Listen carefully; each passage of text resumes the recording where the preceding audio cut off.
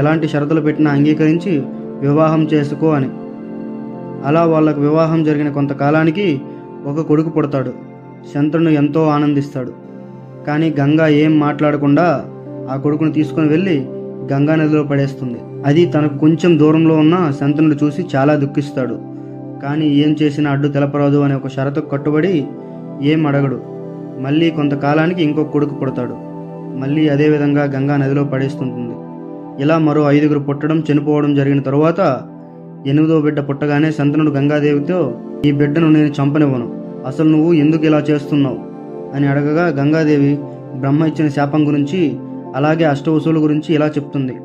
ఒకరోజు వశిష్ఠ మహర్షి ఆశ్రమానికి అష్టవసువులు వస్తారు. వారికి ఆతిథ్యంగా కామధేను నుండి ఉత్పన్నమైన పంచభక్ష పరమాన్నాలు విందుగా పెడతాడు. కామధేను అంటే కోరుకునే ఏ కోరికనైనా తీరుస్తుంది. అంత మహిమగల ఆ గోవును అష్ట